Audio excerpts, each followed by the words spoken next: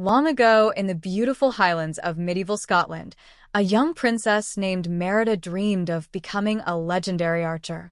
However, her greatest challenge would not come from a monster or a battle. It would come from a disagreement with her own mother. The story begins on Merida's 6th birthday. Queen Eleanor and King Fergus celebrate the special day with their daughter, and Fergus gives Merida a beautiful bow and arrow as a gift. Excited by her new weapon, Merida practices shooting under her father's guidance. While aiming, she accidentally shoots an arrow deep into the forest and goes searching for it. Inside the mysterious woods, Merida discovers a strange blue spirit known as a wisp. Curious, she follows it farther into the forest until she becomes separated from her parents. Suddenly, a gigantic and terrifying demon bear named Mordu attacks the royal family. King Fergus and his warriors fight the monstrous creature while Queen Eleanor escapes with young Merida. Although Fergus survives, he loses one of his legs in the battle, leaving him with a lifelong hatred of bears.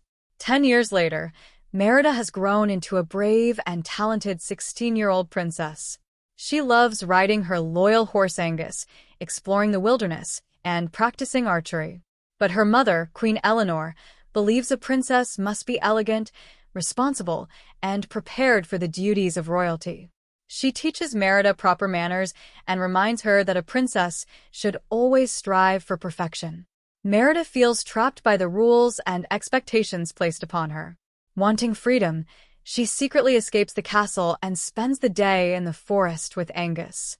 She races through the hills, climbs cliffs, drinks from a waterfall, and shows off her incredible archery skills by perfectly hitting every target she sets up.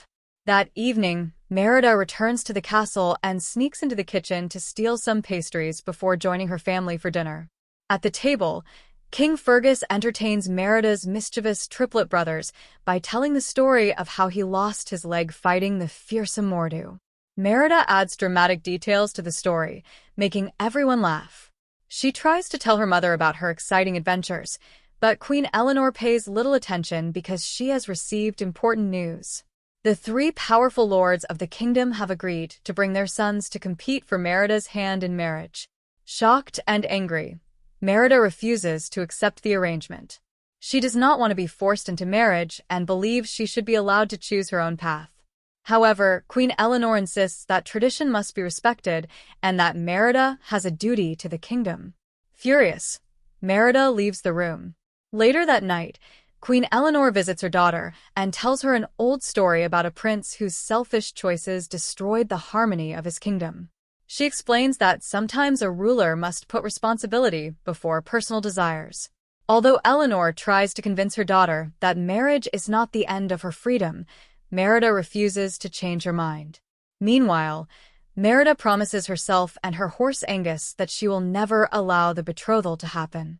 She is determined to fight for her own destiny, no matter what the consequences may be. As Queen Eleanor struggles to control her new bear form, Merida tries desperately to keep her mother hidden. However, Eleanor accidentally crosses paths with King Fergus and the other lords.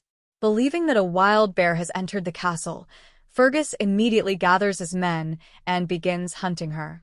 Merida quickly finds Eleanor and hides her in a nearby room, where she discovers her mischievous triplet brothers causing trouble.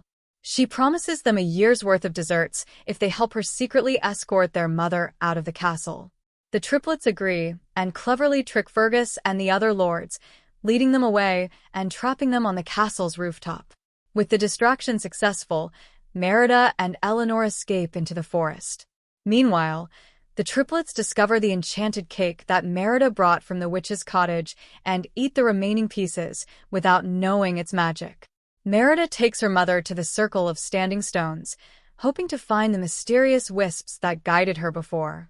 When they do not appear, she remembers the path to the witch's cottage. Upon arriving there, she discovers that the witch is gone, but a magical message appears from her cauldron. The witch warns Merida that the spell will become permanent by the second sunrise unless she repairs the bond that was broken by pride. Soon after, the cottage explodes, but Eleanor protects Merida from the blast. That night, as Merida sleeps, she remembers all the times her mother cared for her and begins to understand her love. The next morning, mother and daughter survive together in the wilderness. Merida hunts fish using her incredible archery skills, and they share moments of laughter and happiness. However, Eleanor slowly begins to lose her human behavior and act more like a wild bear. Following a strange sound through the forest, they encounter a wisp that leads them to an abandoned kingdom. Merida realizes it is the same ruined castle from the story Eleanor once told her. Exploring the castle, Merida discovers the remains of the ancient prince who destroyed his kingdom and understands that the bond torn by pride refers to the family tapestry she ripped apart during her argument with her mother.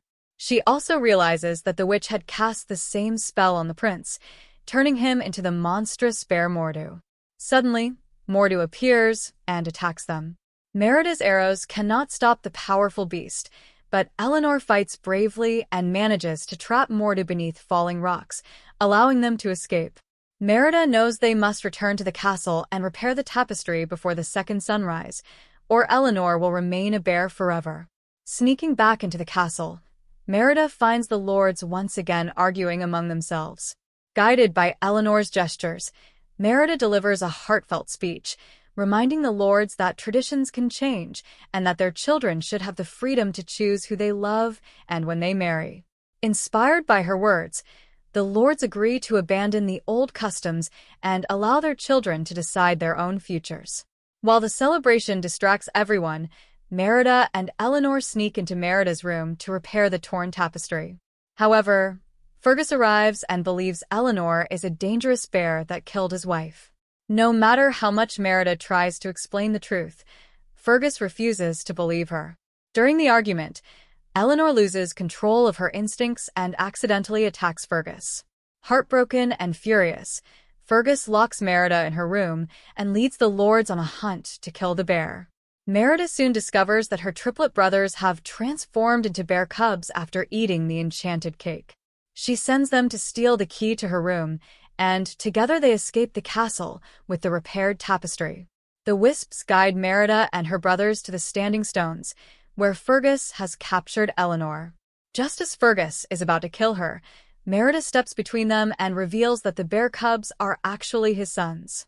At that moment, Mordu appears once again. The lords attempt to fight him, but they are easily defeated.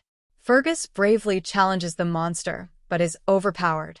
Seeing her family in danger, Eleanor breaks free and fights Mordu herself.